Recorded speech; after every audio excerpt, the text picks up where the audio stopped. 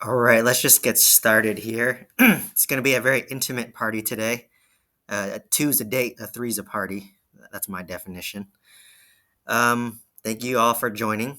I guess since it's a smaller group, maybe we just can go through and introduce ourselves and kind of what our interests are. Maybe starting first of Gary. Hi, Hi, Stephen. Stephen. Thanks for Thanks for having having me, me. and thanks for holding this session. I'm also going to put a little camera on so people can see I'm not a floating ghost. Hi, everyone. I'm Gary. Uh, yeah, I'm interested in learning more about multifamily. So far, I've only dabbled in single-family housing, and I've heard that's great, but the cash flow is with multifamily and with the commercial units. So I'm just here to learn, and I'm excited to meet all of you. So thank you. Thank you. Awesome, Gary. Thank you. And, not too long ago, I was in single family as well. So, I mean, I kind of know that struggle when jumping up from like single family to multifamily. It's very intimidating. But kind of from my experience, it's not as bad as you think, but you kind of need someone to kind of guide you, I guess, towards the end and kind of tell you that it's going to be what to expect and what not to expect. So that's kind of what I hope to do and share, just kind of share my experience and my mistakes, and hopefully people can learn from that. Cool. All right, Kevin.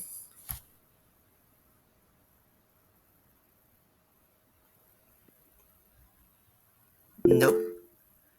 Okay, no worries. William, thanks for joining. You want to give a little brief bio about yourself? Yeah, totally. Is Is there a there a prompt prompt or or just freestyle? freestyle? Freestyle. Okay, Okay, sweet. sweet. Yeah. Yeah. Happy to Happy be to in be this in this group and group and thanks for thanks the for the invite. invite. So basically, I just I got just into got real into real estate estate this this year. year. Bought my Bought my first first single single family family home, and home, I'm and I'm doing doing like a like a rent by rent the by the room room model. model. I've been I've been studying real studying real estate estate for a for a couple of couple of years. years. So I So I really want really to want get to into get to commercial commercial and and multifamily and multifamily and self self storage is storage is what I'm what I'm aiming aiming for. for. So I'm So just I'm like just like hoping to hoping learn to as learn much as as I much as I can from can this from this group and group just and like, just will be will be our our accountability and accountability kind and of kind of support support and just and like, just like work on work on our, our our our first kind first kind of of big big deal or deal or something, something, right? right? But But yeah, yeah, and then and then my my hopes is hopes is to kind to of kind like of like start start syndicating syndicating basically basically next next year. year. Mhm. Mhm. Okay, awesome. Yeah. So since you guys are all new, I'll just get a little background about myself. So I'm actually a pharmacist by trade. I graduated pharmacy school back in 2013, and just like William, I started out with house hacking. I mean, I basically bought a single family home, and I did rent by the room as well. So I lived in the master bedroom, and I rented out the three other rooms for about $1,000 each. So my monthly payment was around 1,500, and that was just basically property tax, insurance, utilities, and that's pretty cheap, right? I'm from the Bay Area originally. I'm not sure where you guys are from, but $1,500 a month for rent is pretty insignificant, and it was going towards my equity. So that's where I started, and then I repeat that process again. I house hacked another house in San Francisco, and then I did it again when I relocated to Orange County. And my initial goal was to do about one single family home a year, and I thought I would do that over 10 years, and I thought I'd be set doing that, but I quickly got humbled and realized that it's not really scalable, especially in California, because it costs $1 million to buy a single family home. Now it's 2 million to buy a single family home, and the best rents you can get is maybe $5,000, and that's nothing. You're not going to cash flow. It's purely appreciation. So, for some context, I joined a mentorship program, and it costed me about $30,000. So that's pretty significant, right? That's pretty significant. I was fortunate that I had a decent job, so I can afford that. And kind of my mentality was, well, if you want to play with the big boys in apartments and self storage and mobile home parks, there's kind of a price to pay, right? So if you're not willing to pay the cost of 30,000, like it's not even worth it for me to even dive into multifamily. If I failed with my mentorship, it's like an expensive MBA program in real estate. So that was just kind of my mindset. But so after joining my mentorship program, pretty much I learned how to generate off market deals and leads. And the main method that I've done is direct mail, which is what I'm going to talk about a little bit later today. But what's nice about direct mail is just getting off market deals, because everyone here is basically a beginner, right? When you go to apartment complexes, number one, the banks don't take you seriously. Number two, the lenders, brokers do not take you seriously, because the brokers, they get paid when you close. If you're a brand new, investor, why would they bring you a deal? They'd rather bring it to an investor who's closed on that, thousands of units. And then number three on LoopNet, so that's where we look for commercial real estate. Like all the deals on LoopNet, to be honest, are terrible. Like they're number one, overpriced. Number two, they've been passed by 50 investors already and they all denied it. And there's a reason why they denied it. So it's just really hard for basically a beginner like ourselves to get started. So because of that, I mean, most people can, whine and complain, but I was just like, well, how can I kind of take control of the situation? And the situation was trying to go off market. So basically what I do is I use PropStream, which is my database software, and that costs about $100 a month. I know it's a little expensive, but you can do a 7-day trial. And typically with PropStream, you just type in the state that you target. So I target Oklahoma City. So I just type in Oklahoma City, and then they have a lot of search criteria that you can delineate. So, obviously you want to put commercial real estate, apartment complexes, um, garden style homes. Just there's a lot of different criteria that you just make sure you click all that. And then from there, you'll generate a list of basically all the owners and the addresses, um, for all the owners of apartment complexes between 4 to about 100 units. So I specifically target 4 to 100 units. People ask me why, and the reason is because that's targeted towards mom and pop owners. If you go above 100 units, you're competing against big syndicators. And being a small fish, we cannot compete against big syndicators because number one, they have more money. Number two, they have more credibility. Number three, they get better lenders who can give them interest-only loans. So because of that, like, why compete against the big fish? I'll purposely compete against the smaller niche with less competition. So that was just kind of my strategy and my mindset in regards to that. And so typically what I did was I generated the list through Oklahoma City. I had about maybe 600, 700, you know, addresses, like property owners and addresses. And what I basically did was you generate an Excel document, and I mailed it over to a company called Yellow Letters Complete. And what they do is they take care of all my direct mailing for me. And it costs about $1.50 per letter. So it gets pretty expensive, as you can imagine. So I averaged about 300 letters a month. So you do the math, that's $450. And then plus $100 for PropStream. So your minimum cost, if you want to get off market deals, is at least $550 to $600 a month. I actually tried to do 300 letters myself. And to be honest, I mean, it took me 8 hours to make 300 letters.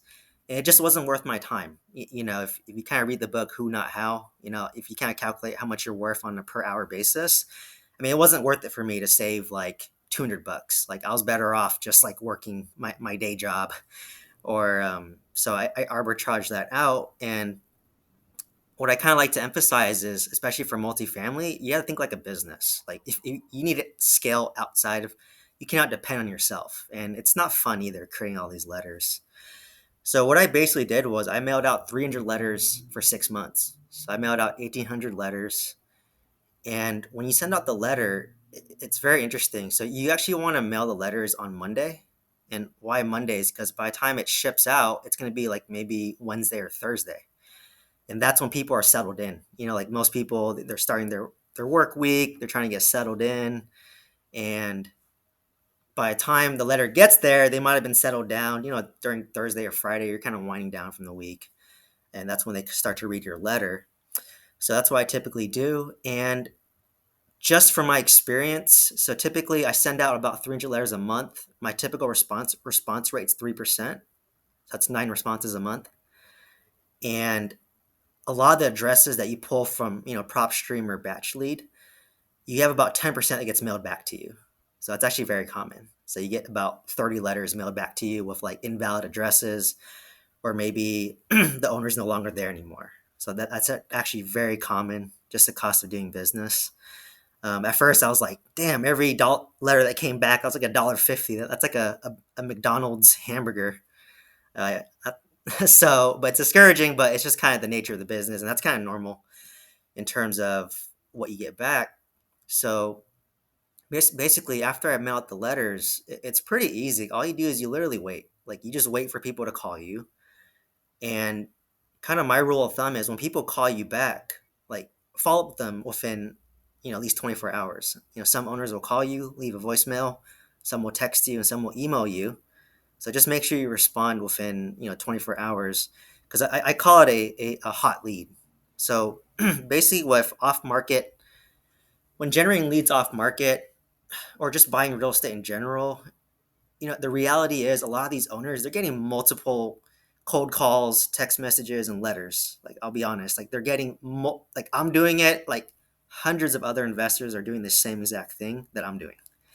But they decided to respond to your letter for some reason. So because of that, I view the lead as very valuable, and I take them very seriously because I spent, $600 to basically get these letters out to maybe get 9 phone calls. So in my mind, it's almost like worth like $100 per letter for someone to call me back. And in real estate, you're not really buying real estate, you're buying situations. So a lot of times when the owner's calling you, like you got to figure out what's their situation and try to build trust with them. So kind of typically my first question, it's the easy kind of icebreaker is, well, how long have you owned this property? And just keep in mind when they're calling you, you're complete strangers. Like I'm literally a stranger that mailed you a letter and you're calling me back. Like we're essentially strangers. And in order to build that trust, the goal of the first call isn't to even figure out what the price is or anything. The goal of the first call is literally just to build trust. So you're no longer a stranger that just mailed you a letter. Like you want to be a face. Like they want to see your face, hear your voice. Ideally, they want to see you in person. I'm in California. I was marketing in Oklahoma, so I couldn't do that physically. But it's just kind of building that trust and that relationship with the owner. So my first question is typically, how long have you owned the property? And then at that point, all real estate people, they love talking about real estate. So they'll just go on and on about their property. And kind of the goal is don't find what's wrong with the property. Just kind of validate that, hey, you've done a good job with the property. Because I think everyone views real estate like their kid, right? You can't insult someone's kid. It's like, hey, your property is terrible, in terrible condition. It needs a new roof, needs to be renovated. You're asking for way too much money. If you go out the gate like that, you just turned away this owner. So basically, you kind of talk about that. Typically ask about like how many units is it? What's the occupancy? Is it cash flow positive, negative, neutral? That's kind of a tricky question because no owner will say it's not cash flowing. They always say that they're making money and they have good collections. And then typically a question I throw at the end is, what would a good price look like for you? So I always throw the ball in their court. It's just kind of negotiation 101. Like, what does a good price look like for you? And once they give me a price, that's how I kind of know how to play ball. So kind of some negotiation tactics is when, let's say they gave me a price, and the reality is, like I said, they've had hundreds of investors reach out to them, and a lot of them are wholesalers or fix and flippers, and they're giving them 50 cents on a dollar. Like they're literally giving them, like if it's worth $1 million, they're giving them $500,000 at best, because they're gonna need $200,000 to renovate it, and then they're gonna try to like burr it or do a quick fix and flip. So because of that, they've already been beaten up by multiple people. So basically, I just try to say, hey, like, what's a price that works for you? And then basically, if they give me a price, I just said, hey, like, I want to try to work with this price. I want to work with you. But in order to kind of get my lender involved, I would need, I call it a T12, which is basically the last 12 months of profit and loss statements, as well as a recent rent roll. And a lot of times they'll say, well, what's that? And I just say, well, that's what the lender will need to analyze your deal. And a lot of these mom and pop owners, like, they're not sophisticated. They might write on a piece of paper. Like, I've literally had an owner, he just hand writes it on a piece of paper. And if that's the case, help them out, right? Like, I have templates on how to, profit and loss statements. I have templates for rent rolls. And I will literally like be on the phone with them and just like one by one, unit one, it's Mr. Smith. They pay me $500 a month. The security deposit's 500. This is when the lease starts. This is when the lease ends. I'll literally be on the phone with them and type it out like one by one.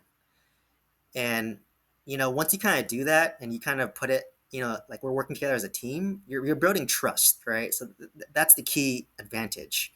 And a lot of times, let's just say I built that rent roll, I built that T12. After that, I'll explain to them how the lender underwrites the deal. So I'll tell them like right out the gate, all right, this is your income for the past 12 months. The lender will automatically assume 50% of your gross income goes to expense, right? So right out the gate, if you're netting $100,000 a month, $50,000 is going to be your expense. So your net operating income is $50,000 a month. And then from that, they'll basically figure out what your debt service coverage ratio is.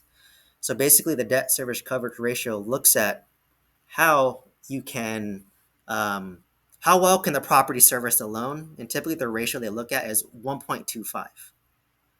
So basically, if the debt service coverage ratio is above, let's say it's 1.5, that means it cash flows very well, and the lender will most likely want to lend on it. But let's just say the debt service coverage ratio is 1. In that case, they may not want to lend it. So why I'm sharing this is because when I come back and said, hey, look, you wanted $1 million, the bank underwrote the deal and it doesn't pencil out. And I just explained why. And why I do this because I don't want to be the bad guy, right? I don't want to be the guy that says, I don't want to pay you 800,000.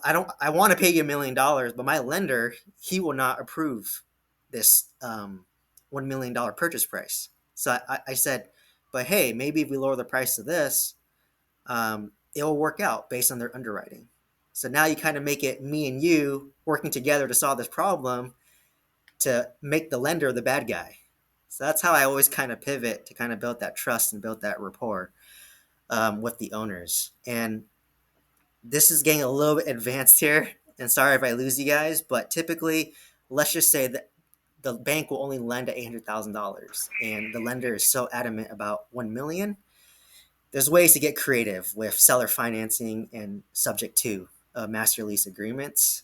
That's a whole other topic, but kind of a quick preview is if someone's willing to seller finance the deal, so seller financing only works if the property is completely paid off, so they have no mortgage on the deal.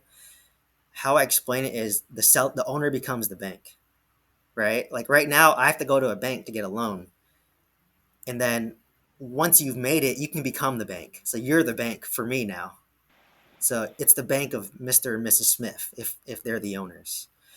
So that's one method. And what's nice about it is it defers capital gains tax, right? Because when they sell the asset, they're going to have to pay this large sum of capital gains tax. So that's one strategy to avoid that. And they still get monthly income without the headache of the management. So that's kind of one strategy. And the second one is called subject to, which is just basically, let's just say subject to applies if they have a mortgage on the deal. So let's just say their mortgage is $5,000 a month. And then what you do is you agree to pay them, let's say $7,000 a month. So basically they'll net $2,000 a month and you take over the operations of the property.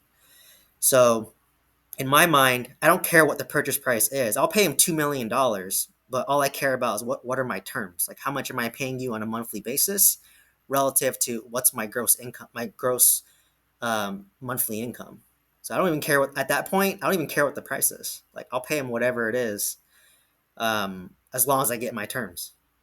So that's kind of another strategy.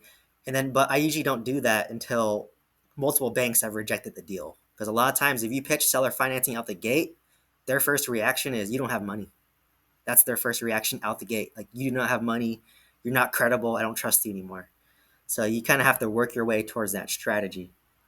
Um, so yeah. So anyways, kind of going back to the direct mailing piece. So I'll actually show you guys. So this is actually the letter that I mail out through the company, Yellow Letter Complete. So if you kind of notice the size of the letter, it's a A5 envelope. And why I use A5 envelope is because it looks like an invitation card, right? Like when you get like an invitation to like a wedding or a birthday party or any event, it's this size. And if you notice, it's handwritten. So the owner's name and address is handwritten. There's a live stamp. And the reason for that is it just makes it kind of intriguing, right? Like who's sending me this random letter? If you notice, like my name and address is nowhere on this envelope, but if you turn it around, that's when you'll kind of see my address and my name. And kind of a method I like to use too is, so pharmacists, we're actually doctors. So I'll flex on my doctor title. I say I'm Dr. Stephen Nguyen. This is very credible to build trust. Like I said, essentially I'm a stranger, but if I kind of mention I'm a doctor, or let's just say you're a veteran or whatever you are, just use your title if it's to your advantage. Um, I'll put that onto the address, and then the envelope. I actually don't seal it. So actually, we just tuck in the flap in the back. So this is the flap. We just tuck it in because it kind of creates intrigue. Like, hey, like who opened my letter? like someone sent me this letter, and who opened it up? But basically, it kind of creates intrigue, and then once they open it up, basically they'll see your letter inside there. So I won't really go into the details of what's in the letter, but I will kind of emphasize that you notice my signature is handwritten. So it's signed actually. The actual signature is signed. And then I put a call to action. So you see handwritten right here. I actually wrote the owner's name. So I wrote, Jack, give me a call. Then I wrote my name and my phone number. What that does is it's called a call to action. Like I'm physically writing your name, and my number, and it kind of creates a more personalized touch to say, hey, like give me a call. So that's kind of the strategy that I've used to build success with a direct mailing campaign. Um, so so yeah, that's kind of the strategy I've been using. So far has been pretty successful. For those of you just hopping on, so just by mailing out about 1,800 of these letters, I was basically able to close on 2 apartment complexes. I got a 20-unit apartment complex back in um, of May of this year, and I got a 26-unit about a year ago, and both in Oklahoma City. So, kind of some context of that deal. So, my first one, my 26 unit, I mailed out. I think I was mailing letters for about 3 months. Um, Oops, sorry. Yeah, I've been sending letters for about 3 months, and just knowing of letters, it takes patience. Like a lot of these times, the owners get the letters, and they literally just like throw this letter in some random dresser, and then all of a sudden, 2 years later, they might be cleaning out their dresser, and they'll just like pull out the letter and like, be, oh, I'm interested in maybe selling my property. But anyways, I sent out the letter, and then this owner responded to me, and he only wanted to communicate with me via email. He was actually an attorney, and attorneys want everything written, like everything legal, everything written. So he only communicated through me via email. We negotiated back and forth. I asked him for an offer price. He wouldn't give me one. He said, "You give me an offer price," and that's very common. So a lot of times it's negotiations, right? No one wants to give that first price first. So what I typically do is, if they don't give me an offer price, then I say, well, can I get maybe the past 12 months of profit and loss statements and a recent rent roll, and then I can come up with an offer price based on the market. And a lot of times, because it's your first conversation, they don't trust you enough to even give you those documents. Like they won't even give me the T12, they won't even give me the rent roll.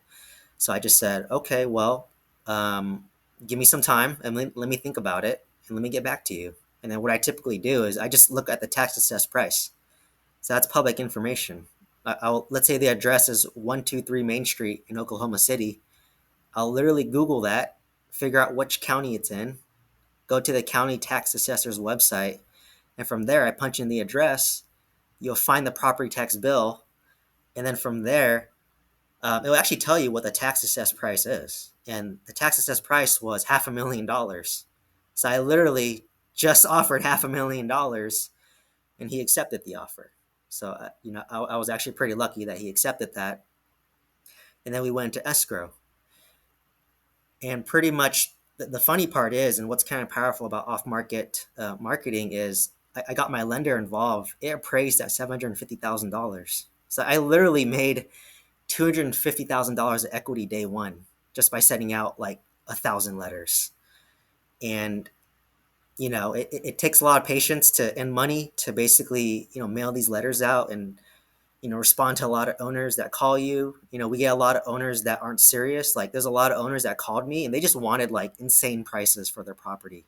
They thought, oh, you're just some rich guy from California, so like pay me $2 million for my property that's worth $1 million. So you get a lot of those owners who are just fishing. So out of the, I sent out 300 letters. I maybe got 9 responses, and maybe out of that nine, like honestly, three were like probably really serious to sell, and you can tell who's serious or not, like pretty quickly, just based off the first conversation. Like typically, the ones that say, I want to retire. I recently got divorced and I got to sell half my assets. Maybe they were in a partnership. It didn't go well. Maybe it was a death in a family. Kids inherited the properties and they don't want to deal with the property management anymore. Maybe the owner lost their job.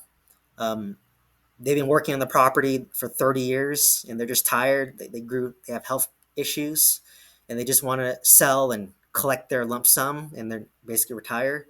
So, you're basically just buying situations and understanding those situations and catering kind of how you approach it kind of helped me become pretty successful in terms of that direct mail piece. Because remember, sending the mail is half the battle. Like sending the mail just gets you to call them, but it's your interaction with that owner after you got them on the phone is what's important. And the key is constant follow up. So a lot of these owners, like the second owner for my 20 unit, from literally when I sent the letter to when I got it under contract, it took me 8 months of just back and forth, like just staying fresh on mind.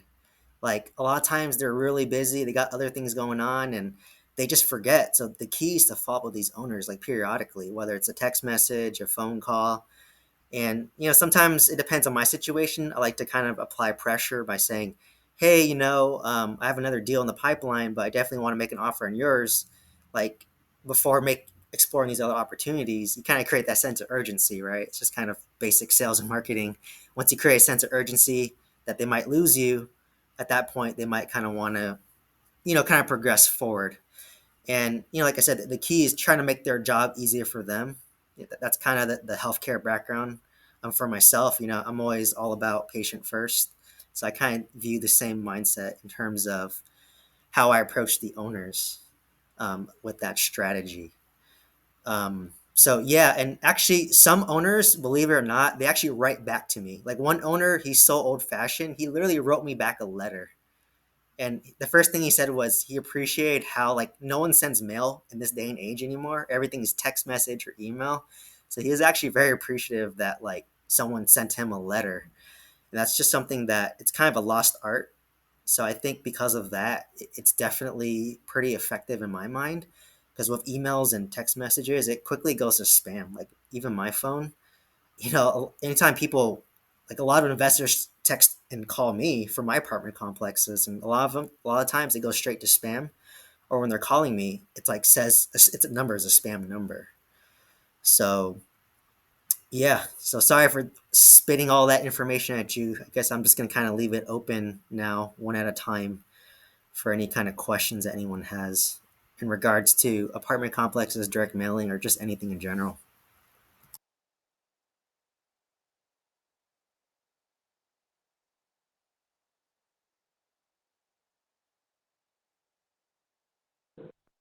Hey, Stephen, I jumped on late here, so apologize if you already addressed this. When you get the seller financing there, so did you already discuss how much and how much down and kind of how you would finance it? Yeah, that's a great question, Robert.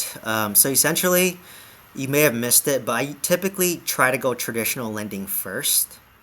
And then once multiple traditional banks reject the deal, that's when I'll pitch seller financing. Because the issue is if you come out with seller financing out the gate, the seller has the impression that you don't have any money. And when they think you don't have money anymore, they basically throw you away and they'll reach out to their other, investors that reached out. So typically I will, say, hey, I'm transparent. I'll actually show them the email from the lender or even the rejection letter. And I'll show them why it was rejected and what the lender feedback was. So it's I'm very transparent in that process. But let's just say the owner was interested in seller financing. What I love about seller financing is it's creative. There's no right or wrong way to do it. As a general rule of thumb, I do the 10-5-5 rule. So 10% down, 5% interest. and 5-year term. So that's a good starting point. But honestly, I know a lot of investors, they've gotten deals of 0% down. It just depends on what the purchase price is. You might not have heard, but I said if the owners are willing to sell or finance a deal, I don't care what the price is. I only care about what the terms are. So what's my monthly payment to you? Let's just say I'm cash flowing, or the net is $10,000 a month. My expense is $5,000 a month. So my net operating income is $5,000 a month. And let's just say my debt service is $1,000 a month. I'm cash flowing $4,000. So I don't care. And let's just say, so how you divide up the monthly payment is basically what's the purchase price, what's the interest rate if there's any, and what's the amortization schedule. So if the owner wants a crazy price, like I had an owner where the property was literally worth $1 million. I offered $2 million, but I just said I'll give you $2 million, but I want 0% down and no 0% interest because I'm essentially overpaying you by $1 million on this property built into the purchase price. That is your interest. So that's what I really like about seller financing. It's really creative, and there's just kind of not one way to do it. I kind of hope that answers your question. Yeah, thank you. Awesome. Any other questions?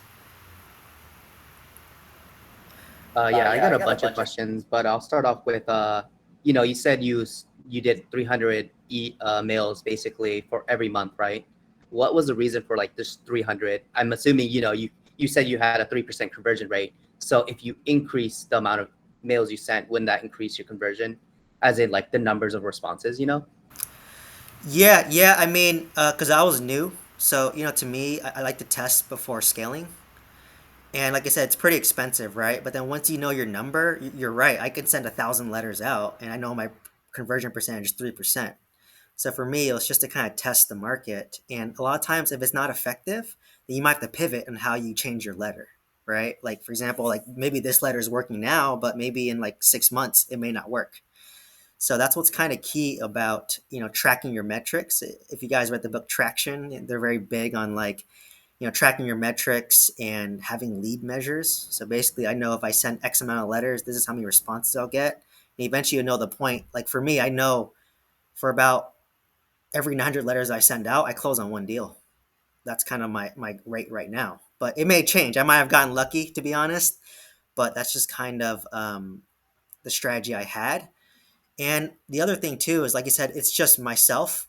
Like, I'm self-funding all my deals. So I want to keep it small, but I understand for people who want to syndicate. I mean, obviously, you're raising money and maybe you have a bigger marketing budget. But at the same time, like I said, it really depends on what your goal is. And for me, my goal isn't to syndicate right now.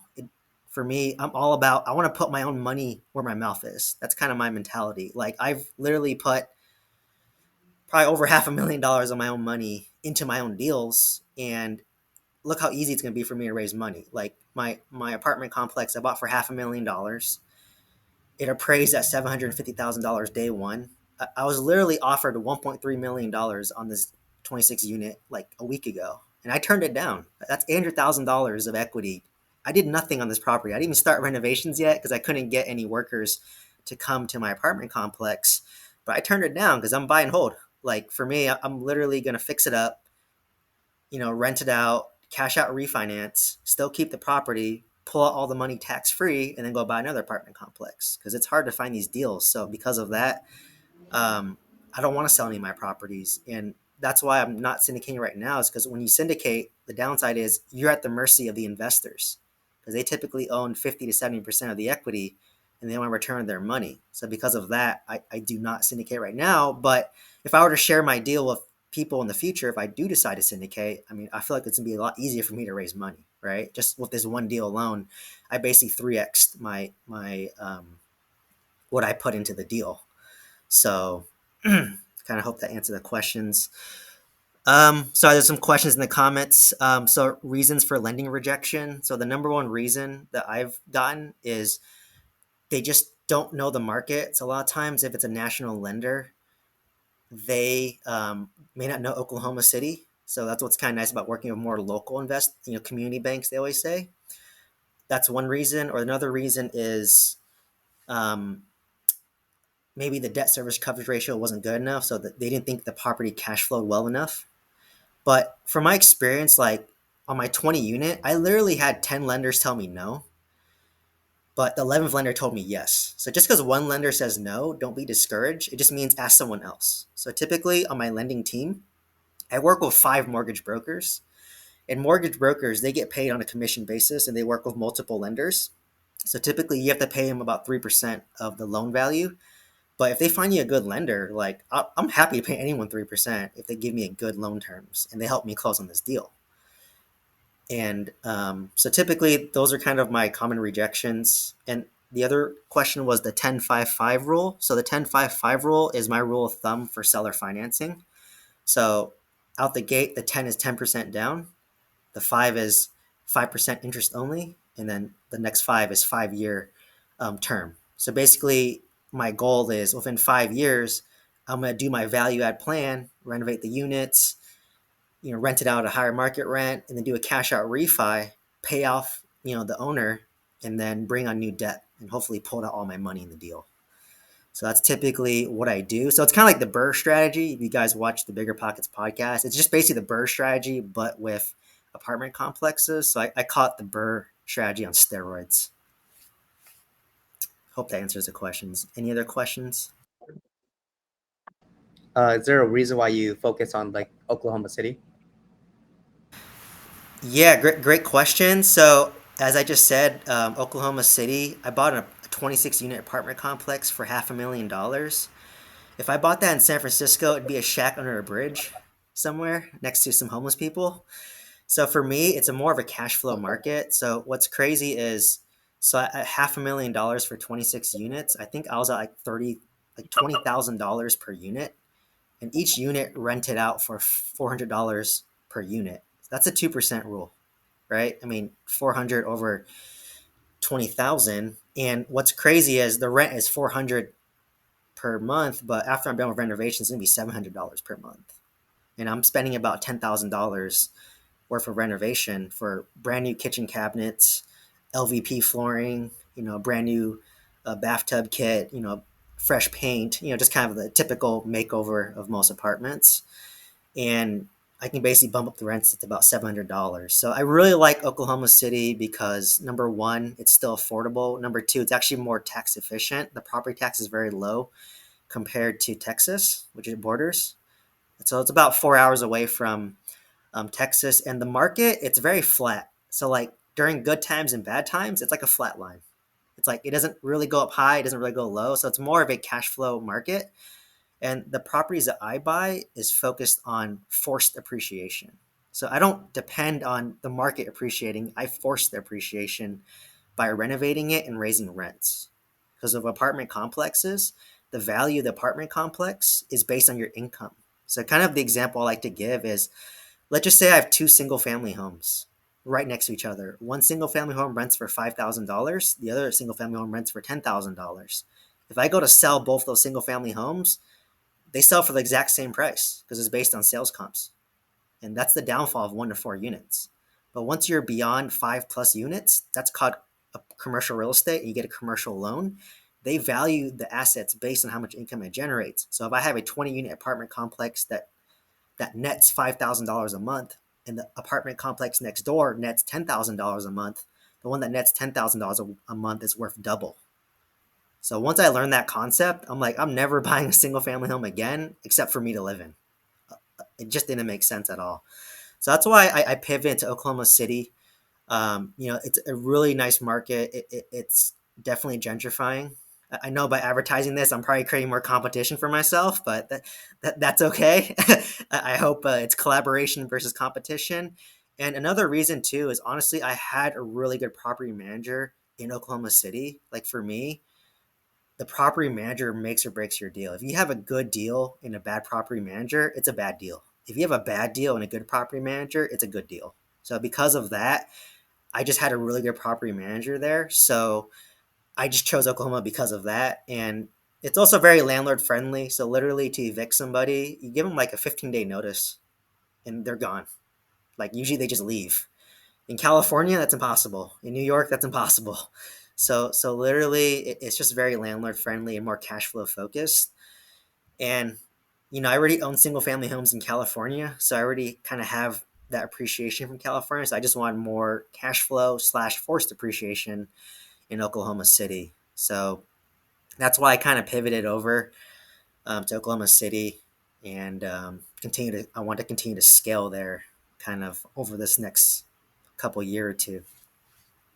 Any other questions? Great question.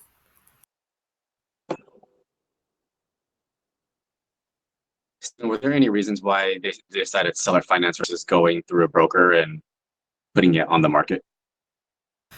Yeah. So I'm sorry if there's any brokers on the calls if I offend anybody, but I do not like working with brokers because they make me broke.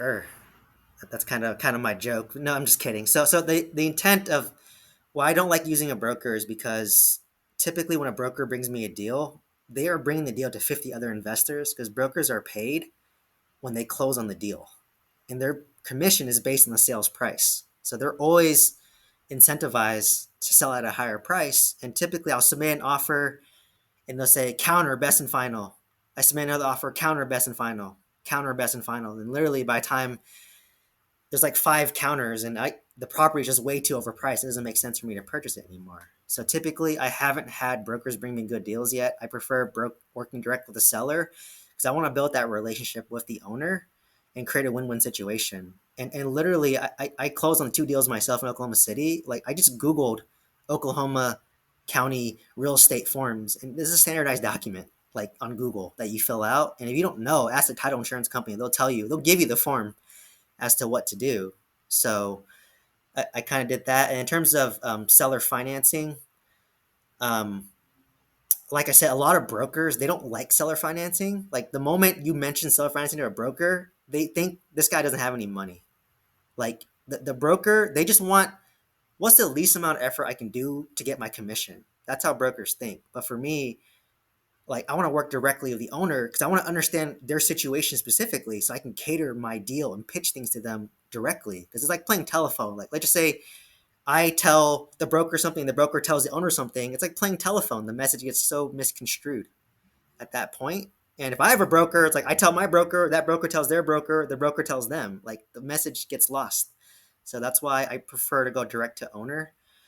Um, and not through a broker, but that's just been my experience. I mean, don't get me wrong, brokers do bring me deals, but so far they're just like way overpriced. Like literally, I think a broker brought me a deal of an apartment complex next to mine, and it was like double the price of mine, and the same exact condition as mine. So I was just like, obviously, I just told them straight out the gate, like, hey, unless the owners want to sell or finance that, I'm not interested at all, and then move on. So that's just kind of been my experience. Like I said, if you're brand new, brokers don't really trust you or have that credibility. Hope that answers your question. Yeah, thank you. I'll let someone else ask the question.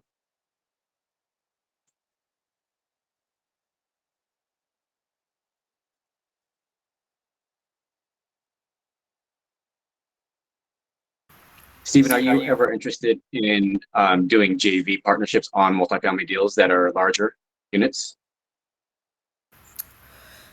Um, I think I would definitely would be down the road. I'll be honest, all my capital's tied up in 3 deals right now. So I basically am doing a heavy value add 26 unit, a 20 unit, and I'm actually doing a 200 unit mobile home park right now. So I literally bought all 3 of these within the past year. So I scaled pretty fast and I kind of put the brakes on a little bit just because I don't want to over leverage myself. And, I'm working full time still right now. But in terms of JVing, I think definitely down the road, but I wouldn't be able to put as much skin in the game as I would typically like to. But in terms of like, due diligence and like obviously, let's say someone wanted to JV with me on a 200 unit apartment complex in Oklahoma City. I mean, I already have the systems there, right? I already have a property manager there that's doing my renovations. It's very easy for me to scale there. I know the market, I know the price, I know what the rent should be. So, certainly I'm open to it if the opportunities present themselves. But right now, I'm just trying to prove myself. I guess this is kind of healthcare side of me is I kind of want to have a track record and prove that I can do it before I get other people's money involved. Because if I lose my own money, I don't really care. I mean, it sucks. I just have to work longer. But if I lose like other people's money, I feel like that would kind of keep me up at night more so than losing my own money. So, there's a lot of other people I know, they've just scaled so massively, like thousands of units, but they syndicate the deal and they own like a piece of the pie. Don't get me wrong, there's nothing wrong with that, but it's kind of just depends on your situation. And to me, I think if you know creative financing, like even seller financing, like you can get into deals with like little to no money down with the right owner. But definitely I am open to it. So if anyone here potentially wants the JV, I mean, I'm open to at least looking at the deal. And I can kind of quickly gauge the deal and just be like, this is something I am interested in or something I'm not interested in. Like people have approached me in the past, but I haven't really pursued it yet because I kind of want to keep the eye on my current properties because I don't want, it's quite a lot of work in terms of doing asset management and you have to kind of manage the manager. Um, yeah, I hope that answers the question there. Yeah, thank you. Any other questions? Sorry, I missed a part of it. How did you end up structuring or financing that mobile home one, and how much were the price ranges of all the acquisitions that you've made? Yeah, great question. So my mobile home park, so it was 200. I got it for 1.1 million. It's a 200 lot mobile home park, and it had when I bought it, it had 35 units there, and 35 occupied units, and out of the 35, only half the tenants are paying, and it had almost like maybe 40 homes that were vacant and needed repair. So basically, I was actually really lucky on this deal. So because the deal was so dirty, no lender would touch this with a stick. So I had to get seller finance. And the broker, the consultant I worked with, he actually already negotiated the seller financing. So that was actually really lucky for me. And basically, all I did is I downed 100K. So that's about 10%. And I'm basically paying 5% interest on $1 million over the next 6 years, and I was able to defer interest payments for the first year. So basically, my monthly payments around $4,000 a month. I was able to defer that for a year, but I had to add it on to the end of the loan. And the reason why I negotiate that is because I need to do so much renovation, right? Like I'm literally renovating about 2 mobile homes a month and I had to evict about 17 mobile home tenants. I mean, in Alabama, it's more landlord friendly there, fortunately, but even then, like it's still difficult to evict people because of COVID. So like I would go to eviction court and they'd be like, oh, I have COVID, I can't go to eviction court. So I would delay it by another 3 months. So that was a struggle I had. But luckily in Alabama, they actually have emergency rental assistance. So I had all the tenants apply to it and they literally back paid me 18 months of the missed rent. So I was getting like lump sums of like $4,000 or $5,000, like lump sum direct to my account, in all the missed back rents as well as the late fees, and they also pay you 3 months in advance as well. So that's why I kind of invest in kind of the southeast because it's a lot more landlord friendly, and they just have your best interest in mind. But kind of at a high level, like this mobile home park, I mean, if I flop on this deal, I'm probably gonna lose $300,000. But if the park is full at 200 mobile home lots, it's gonna be worth around $8 million. So in my mind, it's either I lose $3 million or I can make about $7 million. So is that gamble worth it? I feel like it is.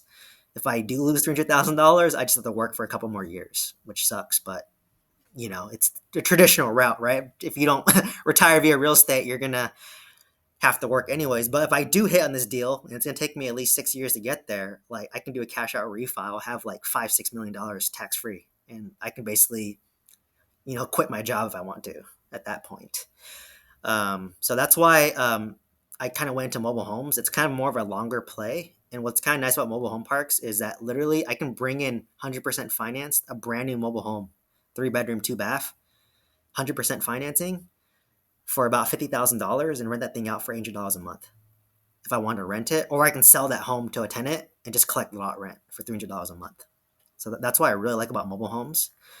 And also, what's nice about mobile homes is I own about 55 acres of land. So one day, if it's developed and developers come to me and say, hey, I want to buy 20 acres from you, and they want to develop a high rise, they're going to pay me a lot of money for that 20 acres of land.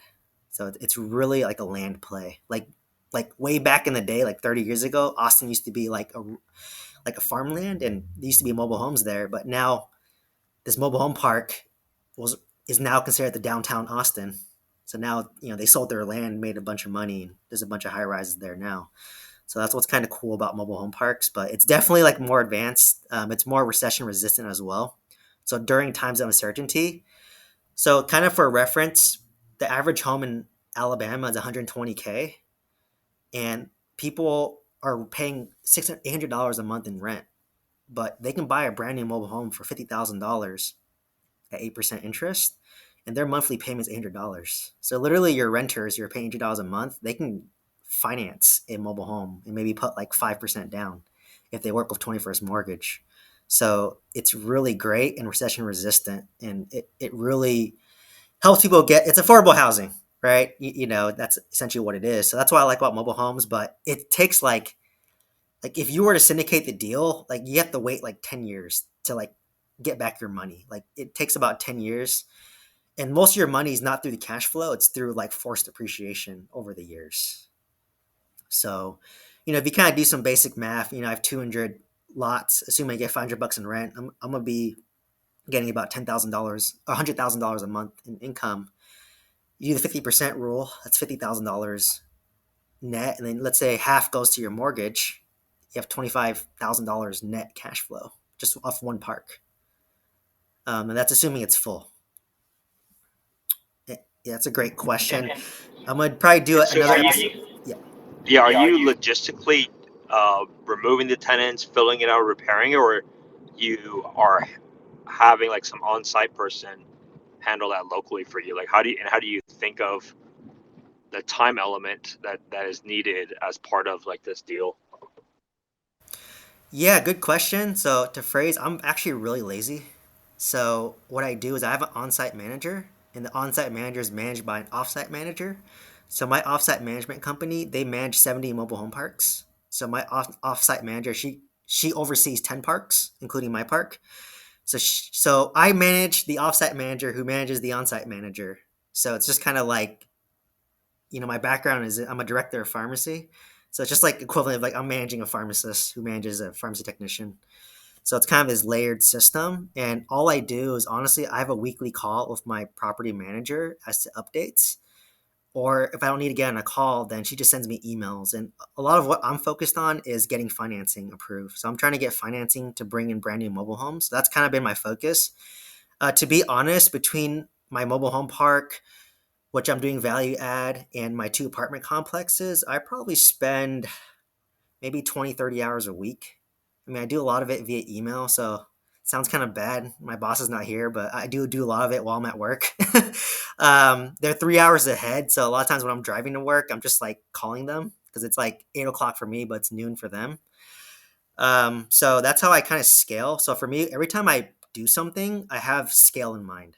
Because like for me, if this mobile home park does well and I do a cash out refi, I'm gonna buy more mobile homes from this property management company because they bring me deals all the time that I'm turning down. I'm literally turning down so many deals because I just don't have the time or capacity, and I'd rather have one good park versus like two bad parks.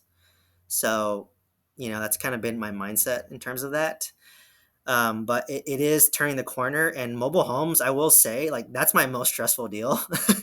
That's the deal that keeps me up at night. I don't even think about my two apartment complexes. Like it's so much easier compared to like mobile homes because like bringing in like a brand new home and getting it installed and all those logistics, it's like so much work. I basically studied a bunch of podcasts to get there, but like it's just so much work. But I do leverage my property management company who has like 30 years of experience in the field. But at the end of the day, trust but verify, right? I don't want people, kind of bullshitting me for lack of a word. Like I need to at least know enough to add value to the table, and that's what I do. So like for me, I find the lenders and I find the companies, and I just know like how much things cost, so they cannot really fabricate me as well. So kind of hope that answers the question. We're gonna get cut off at 8 o'clock. That's how Google Meets work. So overall, thank you everyone for joining this week's I guess, mastermind group for making multifamily money. Um, I record all these episodes, I upload them into YouTube, and I typically send the links out in case you want to re-listen to some stuff. I know it takes me 10 times before I kind of memorize some stuff. So I will send out the link to the video. You guys can just subscribe to my channel too if you just want the notifications or if you can't attend any other sessions. I have week 1 recorded already. And that one was just kind of more talking more so about my own story. Here I kind of just glossed over it, jumped straight into apartment complexes.